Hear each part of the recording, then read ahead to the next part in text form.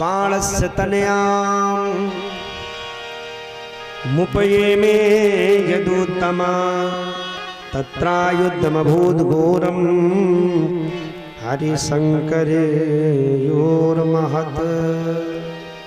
बाणासुर और भगवान महादेव का युद्ध हो गया। क्यों? इसलिए युद्ध हुआ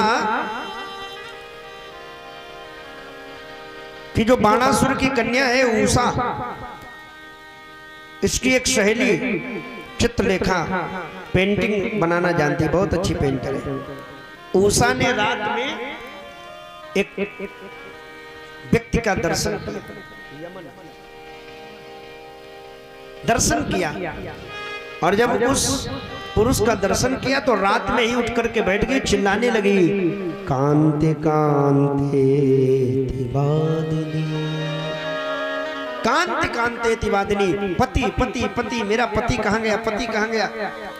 तो इसकी सहेली चित्रलेखा ने कहा, बहन पागल हो गई हो क्या, तुम्हारा तो विवाह नहीं हुआ है और तुम पति पति चिल्ला रही हो। उसने कहा, हाँ हाँ विवाह तो नहीं हुआ है, लेकिन हमने रात में जिस पुरुष का दर्शन किया है उसको अपना मान लिया है, मैंने उसको अपना मान लिया है, क्या करूं।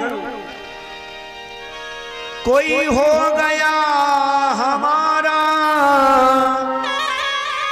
मेरी याचना से पहले, कोई हो गया हमारा मेरी प्रार्थना से पहले,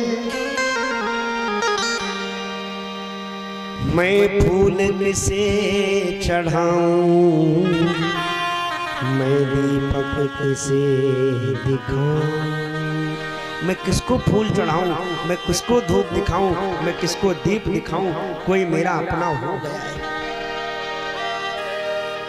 किसको देखा है, बोले ये तो पता नहीं है। तो चित्रलेखा ने पेंटिंग बनाई देवताओं की, बोले ये नहीं है, राक्षसों की ये तो बिल्कुल नहीं, ऋषियों की, बोले नहीं नहीं ये भी नहीं।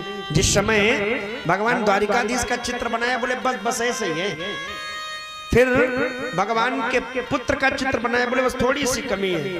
पौत्र का अनिरुद्ध का चित्र बनाया तो शर्मा गई, बोले यही तो है।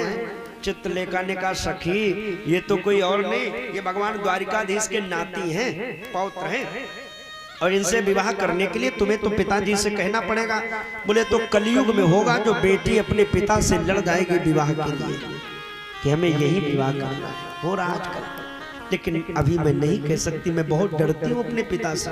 ये मर्यादा का उल्लंघन है कि बेटी पिता से कहे। क्या करना होगी, बोले चलो उसको चुरा लाते चल करके। तो दोनों गई, रात में नारद जी का सहयोग लेकर के सीधे अनिरुद्ध को चुरा लाई, अपने कमरे में रख लिया।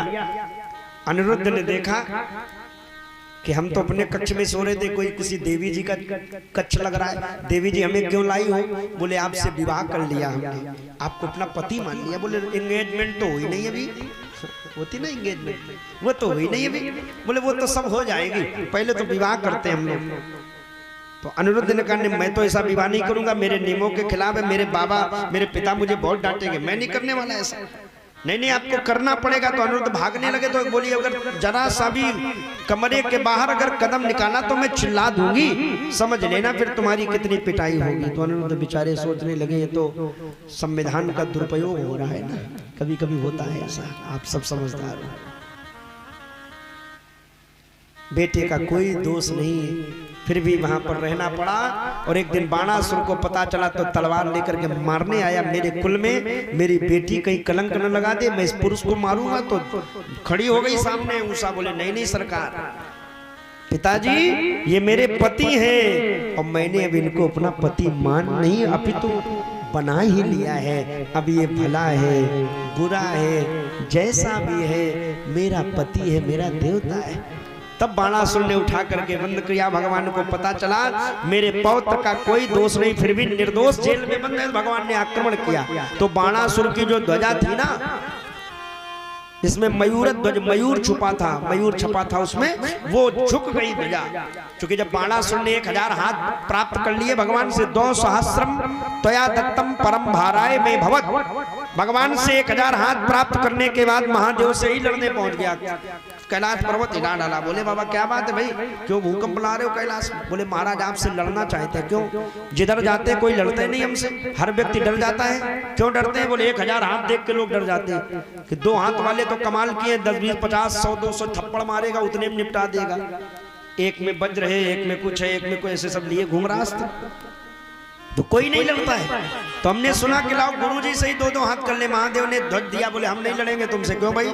अगर हम जीते तो भी हारे और हारे तो भी हारे, तुमसे जीत भी लिया तो लोग कहेंगे बताओ अपने चेला को हरा दिया, कौन सा बड़ा काम किया। और तुमसे हार गए तो लोग कहेंगे लो भैया गुरुजी तो चेला ही से हार गए। तो इससे बढ़िया ये ध्वज ले जा और यहाँ से तू हट। और दे दिया ध्वजा का, ले जा। जिस दिन ये झुक जाएगा तेरे हाथों की खुजली भी मिट जाएगी। आज ध्वजा झुकी, बाणासुर ने भयंकर युद्ध किया। भगवान ने इसके 996 हाथ काट डाले, केवल 4 हाथ बचे। अंत में ये जब हारने लगा तो भोले बाबा को ले आया। भोले बाबा ने भी बिना कुछ सोचे समझे भगवान पर आक्रमण शुरू कर दिया। ब्रह्मास्त्रम च ब्रह्मास्त्रम वायव्यास च पार्वतम आग्नेयास च पर्जन्यम नैजं सुपतस्य च। भगवान ने इस बाणासुर के सारे अस्त्रों को काटा। भोले बाबा को क्रोध आया, पाशुपत नाम का अस्त्र उठाया। भगवान ने ऐसा ब्रह्मास्त्र चलाया, बाणासुर देखते रह गए। भोले बाबा सो गए। तब भगवान ने देखा बाणासुर घबरा गया। गुरुजी भी देर, चेहरा पहले से सरेंडर कर चुका। तो एक काम करो, अब ये लड़ाई झगड़ा बंद करो, आपस में दोस्ती कर लो, रिश्तेदारी कर लो। कैसे होगी? तो अपनी बेटी को ले आया, भगवान के नाती को लाया और कहा महाराज हम आप आज से समधी बन जाओ। समधी